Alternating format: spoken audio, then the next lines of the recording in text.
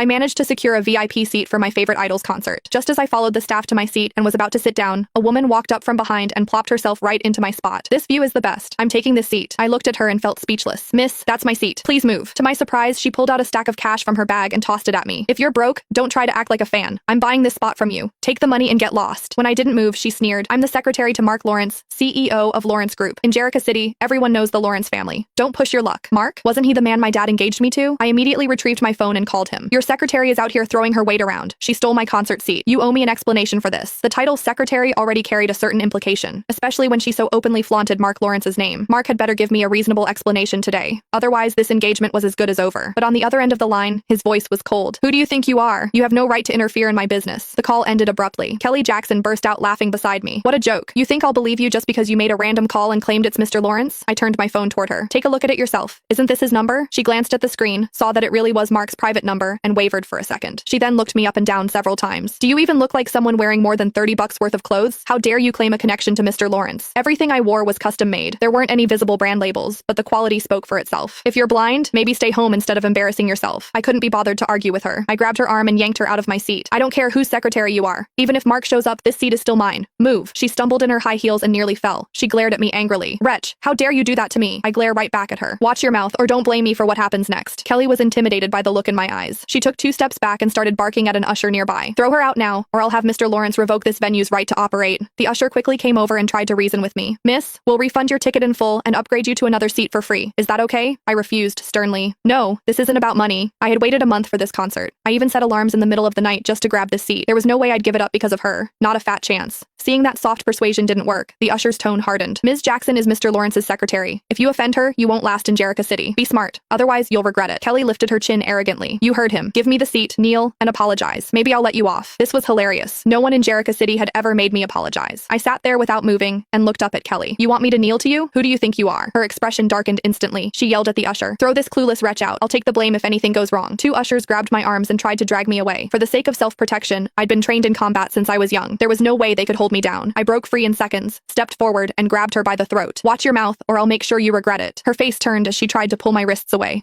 Let go of me. The ushers stared at me in shock. Oh my god, she's got a death wish. How dare she do this to Ms. Jackson? If Mr. Lawrence finds out, she's dead. No one can save her now. I didn't care about what they were saying. The Lawrence family didn't sound intimidating to me at all. I tightened my grip while glaring at Kelly. Who did you call a wretch? Kelly could hardly breathe. In a panic, she said, I'm a wretch. I let go and looked down at her. Wretch, you can get lost now. She collapsed to the ground and gasped for air. Her eyes were full of hatred when she looked at me. I dusted off my hands. What? Do you want more? She subconsciously shrank back and was helped outside by the ushers. I returned to my seat and texted my dad about what happened. Before we finished chatting, Kelly actually came